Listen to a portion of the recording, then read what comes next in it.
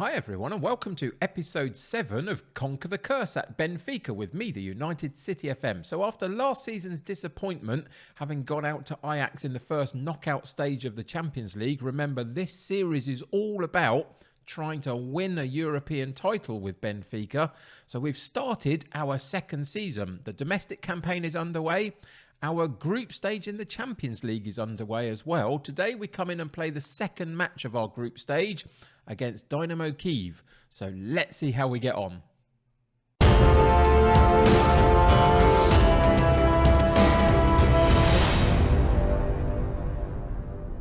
Welcome back to Benfica. So yes, as I said in the intro, this series is all about trying to conquer the curse placed on Benfica by a former manager that suggested they would not win a European title in 100 years. And that was 60 years ago. 8 Champions League or European finals later, and they still haven't won one, so we're trying to change that. So for today, there's lots to get through because we finished the season quite abruptly last year because we're only focused on the European stuff. I can tell you that we won last season's domestic league. We also had a cup win in there as well, I think it was. And that meant that for this time round, we qualified directly for the group stage of the Champions League. And we were also in pot 1 when we were drawn out in the Champions League group stage draw as well. So in the end, we ended up with a group of Dynamo Kyiv, who we played today, Leipzig and Liverpool. If we go into the competition page, you will see that our domestic campaign has got off to a good start already. We're 2 points behind Porto, but we've got a game in hand. We've played 7, they've played 8. And then here's our Champions League group. We've got Leipzig, Liverpool and Dynamo Kyiv. We've already played Liverpool and beaten them, which is pretty spectacular in a lot of ways. But we are seeded first in our group, so you would hope that we would go through. So today we'll see how we get on against Dynamo Kyiv. In terms of where we are this season, is quite a lot of change. Last season I decided that ultimately we were an ageing squad. The likes of Otamendi, Vertonghen, Almeida, there's a couple of others in there as well that were over 30, quite a long way over 30 in terms of as a footballer. I think one of them was at least 35. Time to change that. So I've taken out half a dozen or so players from that first team squad, and we brought in half a dozen new guys and a couple up from our under 23s and under 19 squads or whatever it is that we have to fill out the rest of our squad. So it's a much, much younger squad. I've spent a reasonable amount of money, about 90-something million pounds, but I've also recouped about 80-something million. So actually the net spend isn't too high. And I'm really happy with who we've brought in. So first off today, let's go check them out.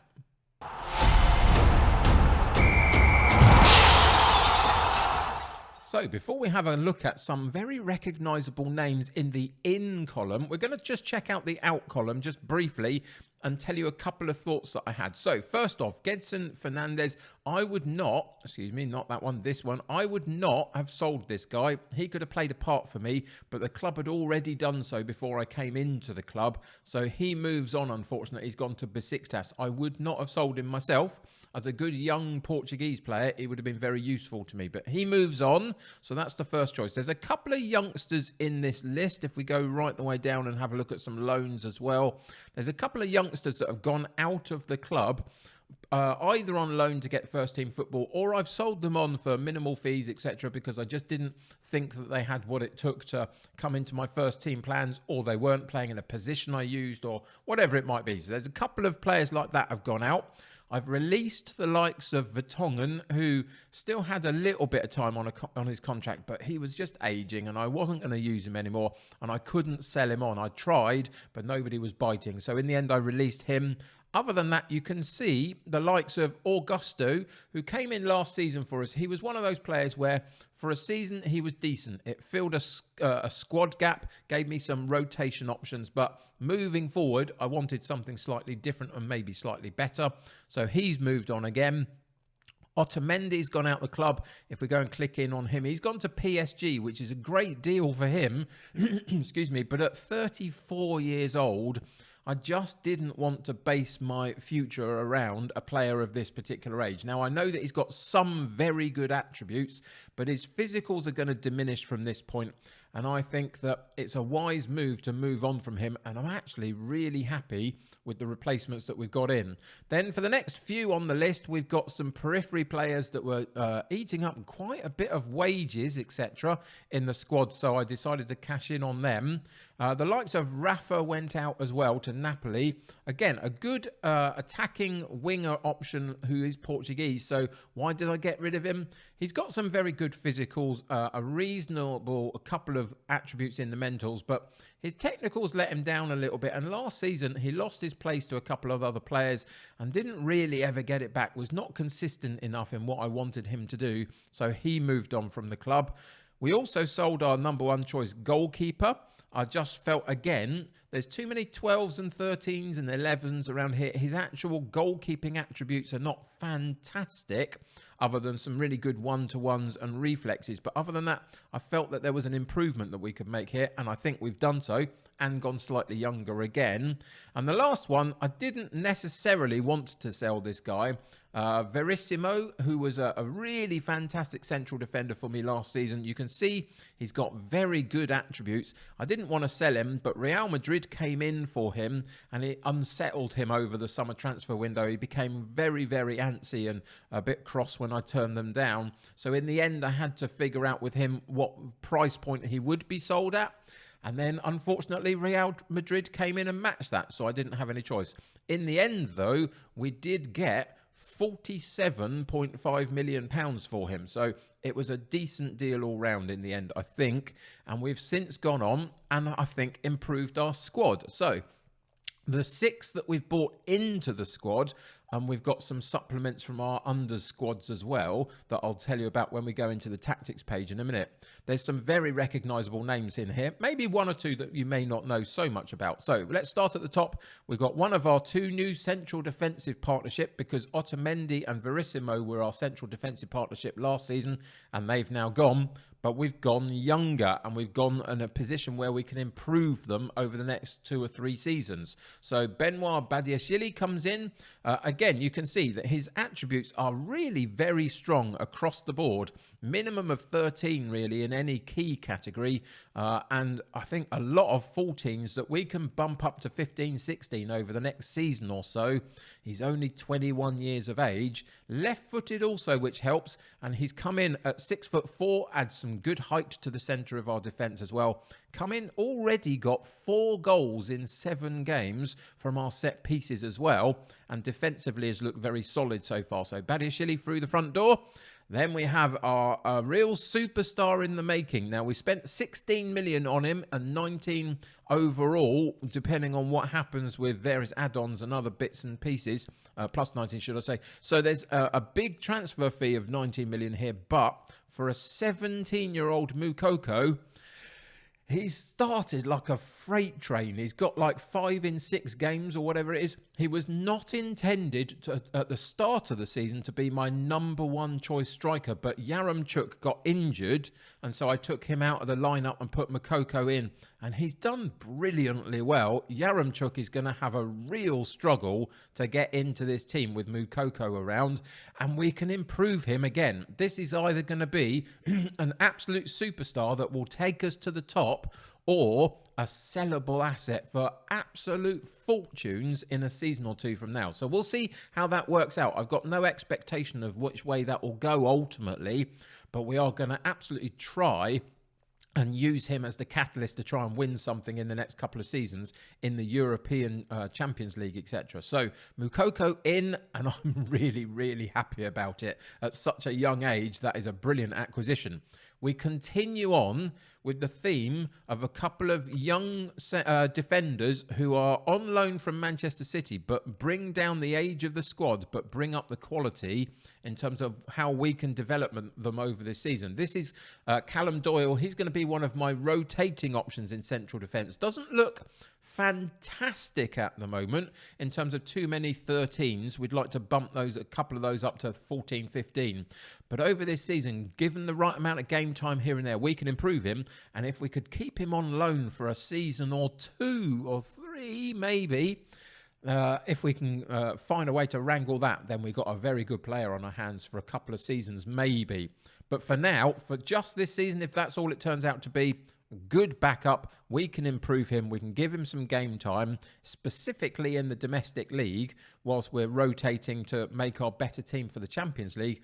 I think this is a good acquisition for us. And at 18, lots of room for improvement. The next one, again from City on loan, Pedro Porro, right-sided fullback. Doesn't quite get in as my first choice to start the season just because Gilberto played well for me last season. Didn't want to just discard him. He's still in the squad. He starts as my number one choice, Gilberto. But Porro's going to take it from him. Of course he's going to take it from him at some point. In some of those big games, he's going to find his way in. When I feel like we need a more attacking option, Porro is a much better attacking fullback than Gilberto is. Gilberto may be slightly better defensively, though. So it's about the balancing of whenever we want to use either of those two types of players, really. But at 23 years old, again, a good young player in his early 20s and a very talented one. Even if it's just for a season, I'm more than happy with this because at the end of this season, we can use our transfer budget for next summer, whatever our circumstance, to look for that central defender or that right fullback and take out the loan and bring in a permanent player if we can find the quality out there to do so. So there's options at the end of the season. So 2 more to go. And we've got a big signing. Our most expensive signing was a central defender from our opponents today, Dynamo Kyiv. And we bought in this fantastic central defender, Ilya Zabarnyi. It's going to take me a while to get my tongue around that one, but Zabarnyi comes in at 20 years old. We bought him at 19. He's just had a birthday, I think. But he, as a young central defender, we've spent a lot of money on him, but he's going to be in our squad and our starting lineup pretty much throughout the rest of this series, I would imagine, if we don't have to sell him to a huge club that come in for him. He commanded a big fee because of the potential he's got, but look what he's already capable of. Everything that you need him to have is well beyond the 14, and there's some up to sort of 16, 17 in terms of really specific good attributes for the central defensive role. And he comes straight into my starting lineup alongside Badiashile. We had to replace Verissimo. This is the guy that I did it with, ultimately. We made 47.5 million on Verissimo. We spent 30-something million on this guy. That's a pretty good deal, I would suggest. I'm really happy with it. Again, 6'2", bit of height at the back as well, which is really fantastic. And he and Badiashile so far have looked very decent together. And the last one is our new goalkeeper. Obviously, we let Vlachodimos go. I just felt that his attributes in the actual goalkeeping department weren't fantastic. I don't know whether we've found our complete permanent number one goalkeeper for the rest of this series, but maybe we have. With Robert Sanchez from Brighton and Hove Albion in the English Premier League. You can see that there's a marked improvement across the board in terms of his goalkeeping attributes. There's a couple of gaps in there for his mentals, maybe. I'd like a little bit more leadership maybe from him. At the back, you've got everything that you need in terms of his physicals, really. You don't need too much more than what he offers you there. And at 6'6", he's a man-mountain of a goalkeeper, which is fantastic as well. Just a real presence at the back. And at 24 years old, he's either going to, again, propel us to something better, or he's going to be a sellable asset later on once we've used him for a couple of seasons or whatever, if I find an upgrade somewhere else. Who knows? But at that sort of age, there's plenty in there for us to make money or make some championship winning performances, one or the other. So that's what I did over the summer. I actually had a really great time doing this transfer window. It was a lot of fun trying to get the old guard out and bring some fresh young blood in. And we're not done there. Let's go into the tactics page. We'll see how we're going to go for our new season and this first game in our episodes against Dynamo Kyiv. And we'll also look at a couple of youngsters as well.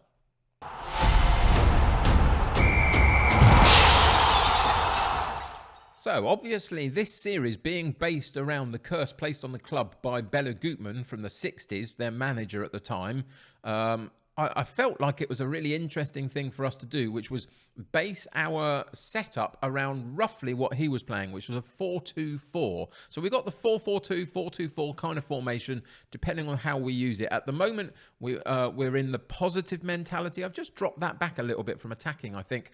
I think it was just a little bit too front foot some of the time last season.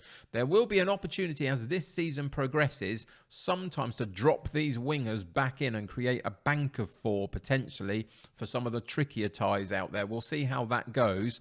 But this is how we're going to set up. It's still not too many instructions. It's still fairly simple in a lot of ways, but very dynamic and in the positive mentality. So you can see we sit in the 4-4-2. You can see that the relationships are building already, including the Zabarnyi and Badiashile one. After only a few games together, they seem to have really connected fantastically well, which is amazing to see. So, what else have we brought into the squad? That's another thing that's worth talking about, because there are 2 or 3 other players that we brought up from our younger squads to fill out the squads here. So the first one is a guy that most people will probably be aware of, Florentino Luis. He was on loan last season. I was really cross that the club had loaned him out because he's a really good young Portuguese talent for central midfield. He's going to play the sort of holding, combative midfield role. Currently, I've got him as the Carrilero, shuffling from side to side and filling up spaces and going hunting for the ball a little bit here and there. So that's how we've got him at the moment. But we might revert that to a defensive midfielder type of role if I feel like the balance of the side isn't quite right. But he comes into the starting lineup for us this season alongside Mario as his central midfield partner, and I'm really happy to have him back in the squad. Absolutely stupid decision from my perspective that Benfica didn't keep him in the squad in the first place. But there we go. That one's done and dusted. In terms of what's on the bench currently, you'll see that there's a name down the bottom here that we haven't been introduced to yet. And this is Resende. And he comes in from my under-19 squads as a 19-year-old striker. Now, he's not the finished article at all, but this is my 5th choice striker in a 2-striker setup. So we've got direct replacements for the 2 strikers that we play, plus this guy in the background, just getting a few minutes here and there and playing in the cup competitions and just building him up. And hopefully by the end of this season, you'll see a few 14s maybe start to appear in and around some of his key attributes. Maybe we'll see what happens with that. But he's going to be useful to us over the course of the season. Won't play a huge amount, but we'll get enough just to continue to move him forward. So that's João Resende. So he comes up from the lower sides. We've got 2 more on the bench. You'll see we got a couple of injuries as well that we'll talk about in a second. But this is the first of the other guys. Jota, again, he's going to cover both sides of the pitch for me. We've got 2 players registered for each of the left wing and the right wing positions, and this is the other guy that will fill some of that gaps a little bit and play here and there. Again, a 23-year-old, he's Portuguese, which again is helpful. I wanted to bring more of a Portuguese element into the squad if I could, as much as I could. He's not the complete article. Again, he's got some gaps in his mentals specifically that might hold him back. But with 18 flair, a good technique, he's got dribbling of 17. He won't play a huge amount again, but he'll play enough and he'll be a rotating option and he'll give me plenty of choices for balance on either side should we need it if people get injured through the season, which you can see that some of them already have, and that's a little bit of an issue. The last of the youngsters that we brought up is more of a left-sided, specific left-sided winger who will rotate in that left-sided spot, and it's this guy, Moreira. Diego Moreira, and he's only 18. He's Belgium. We've brought him up from our unders squad, so he was in there already. But at 18, I think this guy's got a future if we can just give him a little bit of game time. So again, he's got some gaps, but with that flair, with good technique, with good dribbling, with good enough pace, although I'd like it a little bit more if we can boost that a little bit. There's a player in here that over the next season or so, maybe we can just develop a couple of these key areas and see if we can get a player out of him. Again, he'll be one that we can either bring through and put in our first team more regularly, or ultimately we can sell him on for a profit, or whatever the case may be, and it will continue our development as a club. But Diego Moreira, for now, will come into the squad and will get chances through the season just to see what he's actually capable of doing. So the last thing we'll talk about before we go into this first game of the episodes for this season is that we do have a couple of injuries at the moment. You can see that Moreira himself is injured. He's out for the next 2 to 4 weeks, unfortunately.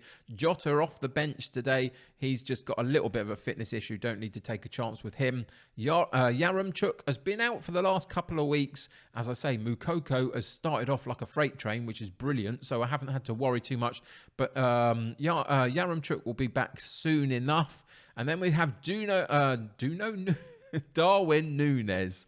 And he obviously is the superstar of our show. Still, we've managed to bat away several bids for him over the summer, but currently he's out for the next week to 3 weeks, somewhere in there, probably more to 3 weeks. He picked up a calf strain in our win over Liverpool in the Champions League, which is disappointing because he, like all of our strikers, has started off really well. Let's go through those strikers and just show you how we're doing.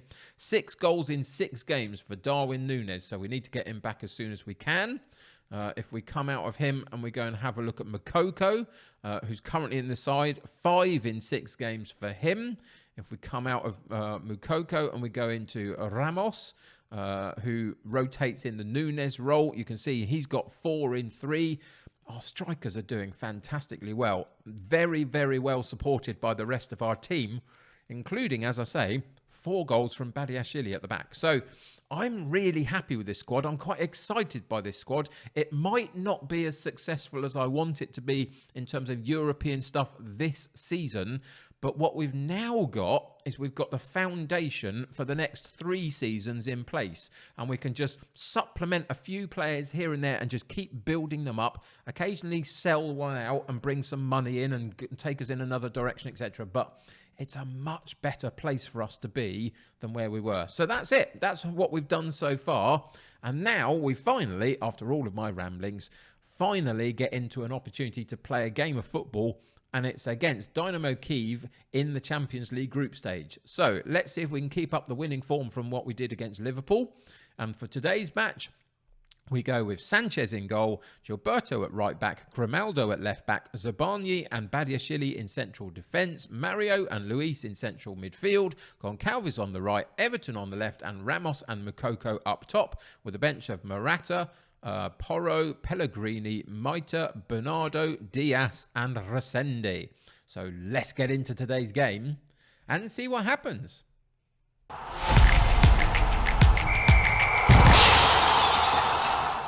So at home, against one of the slightly weaker sides in this particular group, I think it's worth just chilling the players out a little bit. So I've relaxed them down, told them to stick to the plan. The result will come.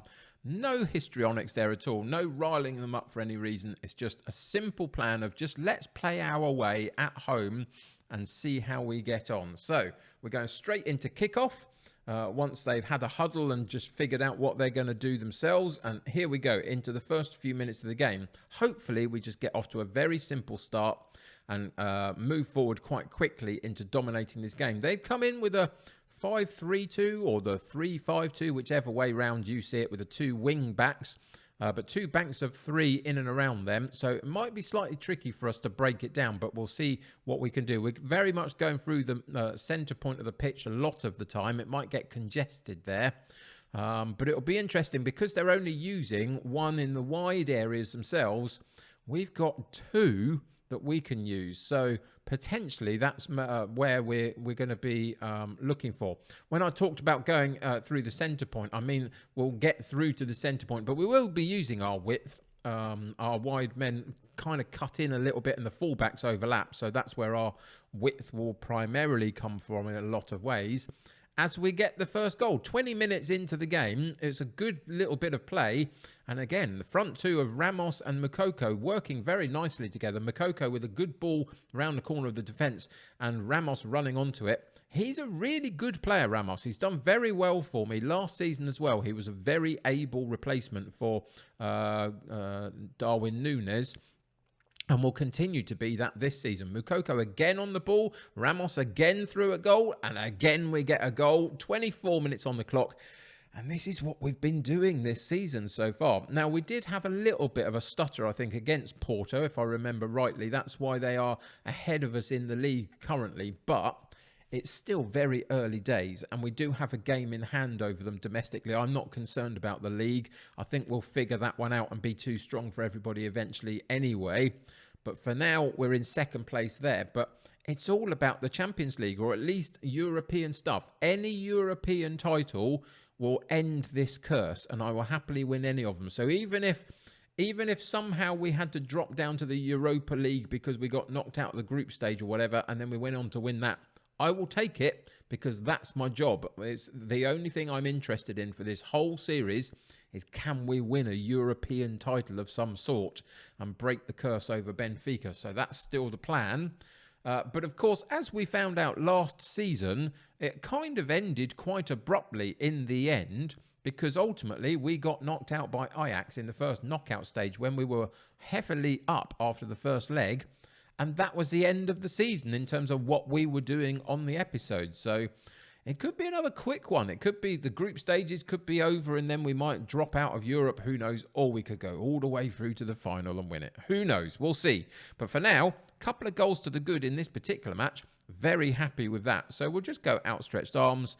That's about as good as first half. You've done really well so far. Just build up the morale of the team.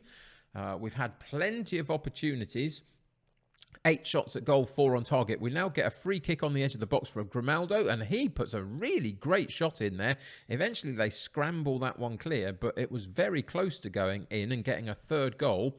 Again, I think we've got really good balance through the squad now as well. There's 2 players for every position in the style that I want to play, and then 1 or 2 additions on top of that just to bulk out the squad and give us a few more options. So I'm really happy with the balance of it. I think we've improved the age of the squad significantly. We've got a little bit more of a Portuguese presence in there as well, which I still think is important.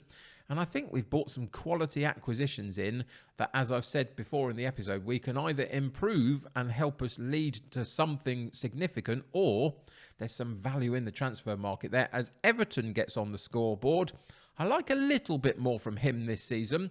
I was playing him on the right-hand side for a while last season. This team time round, we're playing him more on the left-hand side, cutting in as the inside forward type role.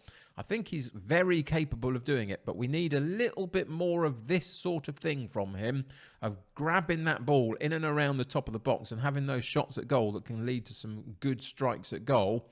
And that was a really good strike at goal, wasn't it? It was fantastic. He dropped off the defenders, came and got the ball, swiveled, turned, smashed his shot in the back of the net. And we go 3-0, which gives me the perfect time to now go and make a couple of changes personnel-wise and just freshen it up a little bit. Grimaldo comes out, Pellegrini goes in just because he was the lowest person in terms of conditioning. We've got a couple of low ratings as well there in terms of Mario and Goncalves. Goncalves, yellow card and 6.4. We cannot sustain that, so he's going to have to come out. Gil Diaz is now his replacement on that right-hand side, so he will come in and play that role for me. And then we've got one more change that we can make, and it becomes about who on this bench I would like to see more than anything. I could bring on the youngster, the central striker, but what I'm actually going to do is bring out Gilberto and put Porro in, because I want to give him as many games and minutes as I can to build up his fitness and confidence and see if he can challenge Gilberto for that number 1 spot on the right-hand side of our defence, because attacking-wise, he's very, very potent, and he's not a bad defender either. So get him some game time, that would be fantastic. It looks like it's going to be a little bit of a quiet end to the match. We've had the last 10 minutes of not a lot of action. Here's a corner kick, though, into that near post, and Zabanye gets on the end of that one, heads it a goal. The goalkeeper claims that one, though, on this occasion. But you can see we've got lots of potential from those set pieces as well. And Dynamo Kyiv have managed to figure out a way to hold on to the ball a little bit more than maybe we've seen them do so far in this game. And they've worked a good opportunity round the... That's a really good goal by them and some pretty shoddy defence. Our left fullback, Pellegrini, just left his marker, let him go there. He just got sucked in a little bit, got confused by where he was at, and then just got left behind. And again, on the other side, the right side for us, Porro didn't quite manage to get goal side of his man that he was marking, and they got a goal from it. So fair play to them. They've kept going right the way through to the end, even though we've kind of dominated this game, really. We're going to win it comfortably. We've only got a few seconds left, and there is the final whistle. 3-1. I'd have loved a clean sheet. I think our central defensive partnership and our goalkeeper played well enough for it. Maybe our rotating fullbacks came in and didn't really cover themselves in glory on that occasion. But Porro, for example, is still getting used to playing in this setup. So we'll give him the benefit of the doubt on that. But look at these ratings for our strikers. 7.9 for Makoko. Ramos on an 8.6 in the Champions League. And this is without Darwin Nunes and Yaremchuk, who in theory are my first choice pair. So they're going to struggle to keep in this side if these two guys keep performing in the way that they are. But there we go.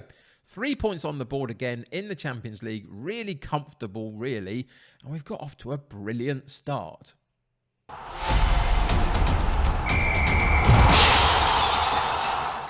So, really valuable 3 points in the group stage. Also, £2.3 million in the bank account through winning the match, which is fantastic. We've got 70 million in the bank balance at the moment for the overall club. Still 10 million in transfer budget and 23.5k a week that we could spend. So there is a signing we could make in January in and around that kind of price point if we desperately needed to for any reason. I'm kind of hoping not, though. I'm kind of hoping that this squad will really bed in, do really well, and we can take them right the way through the season and see where that leads us. But that bank balance is going to be really, really useful moving the club forward. So really happy about that. As I say, good start in the Champions League, great start in the Premier Division as well. So let's get back into the schedule. And I didn't show you this at the start, but this is what we've done so far. You see, we got a draw against Porto. We also got another draw in the league as well. So you can see that we had one or two blips, which is why we're sitting second and not top just at the moment. But we'll get there. And what we're going to come back for next episode, as we've talked about on these episodes before, we play the 2nd, the 4th and the 6th games in our Champions League group stages, and then every second leg of every tie going through to the final, and then the final if we should get there. Those are the games that we'll play on the episodes. So with that in mind, we come back for next episode and we play RB Leipzig, and then the following episode we'll come back and play that last group game against Liverpool to finish it all off at home. So those are the next couple of episodes. Between now and then, there's plenty for me to be doing in terms of League Cups and Portuguese Cups, and also, of course, the Premier League as well, and just sustaining that momentum as much as we can. If we can go unbeaten in this season for as long as is possible, then I think we're onto a winner in all sorts of different fronts. So it's all looking really spectacular at the moment. So come back and join me next episode for Leipzig. See if we can continue that form on them. They're going to be a tricky prospect, you'd imagine, but hopefully we can absolutely do the business against them, and we'll see how we go everywhere else. Thank you for joining me today. Subscribe to the channel if you haven't already, and join my United City community. The more the merrier. Click that like button on this particular episode. Until next time, take care of yourselves. I'll see you very soon. Bye for now.